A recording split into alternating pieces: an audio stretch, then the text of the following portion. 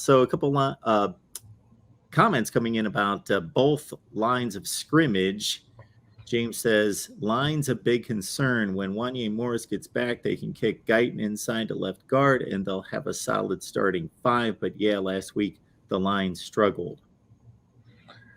See, I've seen some commentary around that, but I don't see the same struggle that um, that happened. At least not to the degree that I've heard. This line struggled immensely against Tulane last year. Right in that game, they ran for some like 3 yards a carry in that game. Not even quite. 3 yards a carry.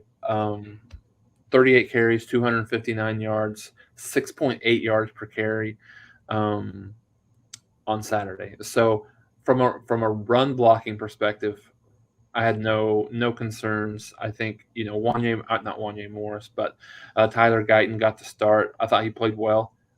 He got banged up a little bit. He had to go out a couple of times, and then they brought in really their third string left tackle, in which he struggled. He got kind of dominated on a couple of plays, but I think that's something that you would expect from a third string offensive lineman in Aaron Parks that really has never played. So, there was a couple pass pro situations where, maybe it wasn't the best. One where I thought Dylan Gabriel held onto the ball a little bit too long and took a sack, and then there was one when Tyler Guyton was out of the game. So I think to the point, I think the offensive line will be much better, certainly when you get a guy like Wanya Morris back into the fold. But he's going to have to work his way back in, just because he's eligible to play, I believe, against Nebraska. He's out this week, and then he'll be back next week.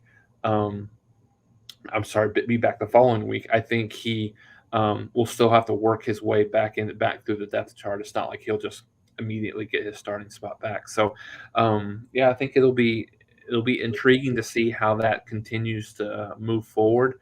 But I take, at least for this first game, I don't, and this is the typical mindset that I've always taken over week one games.